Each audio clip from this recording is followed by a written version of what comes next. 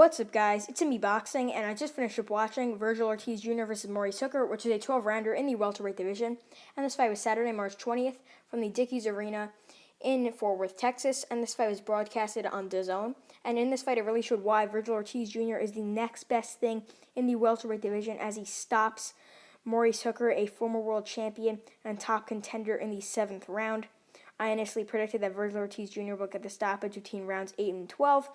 I was a little close, but overall a very, very good win for Vergil Ortiz. Now 17-0 with 17 wins coming by way of knockout. And what's next for him? That's what we all want to know. Is he going to fight Terrence Crawford? I mean, that's very unlikely, but I would love to see that fight.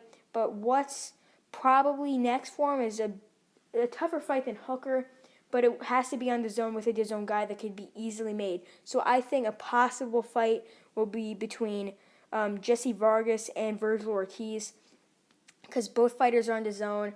Both are of Mexican descent, and it could sell out in Texas or LA, something like that. That could draw a lot of fans, and it'll be a tremendous fight. Another fight that I would like to see would cross paths between DAZN and Top Rank, between Mean Machine Edgidis Kavaliauskas and Vergil Ortiz Jr. That'd be a very, very good fight as well.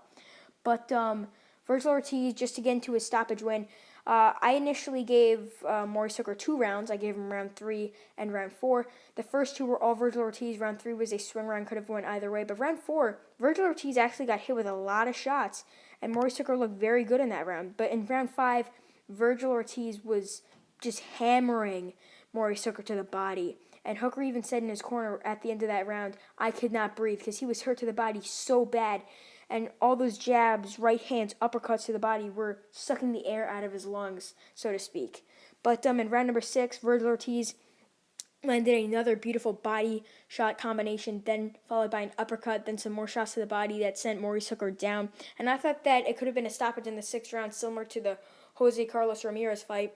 But luckily for Hooker, it was at the end of the 6th round with the last 18 seconds left, so he was able to survive.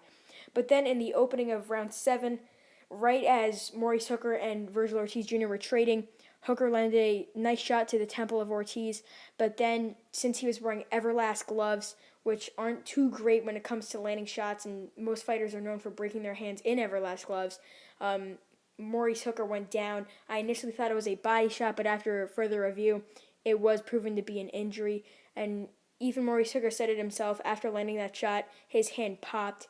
And, they had to take a look at the hand. It looked a little swollen from what I've been seeing.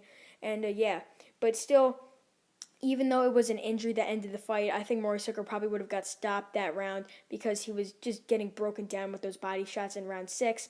And Vergil Ortiz was already off to a good start in that 7th round. But this ending of the fight actually reminds me of Vega versus Kaiguchi last week, where a fighter wearing Everlast gloves actually broke his hand from landing a shot on the temple. And similar to this fight, fighters wearing Everlast gloves lands a shot in the temple, and the fight is over. So overall, Vergil Ortiz Jr. gets a tremendous knockout victory over Maurice Hooker to improve to 17-0 with 17 knockouts at just 22 years old, and will want to fight for a world title in the near future. And that's really it. I'm MB Boxing. Thanks for watching, and I'll see you guys later.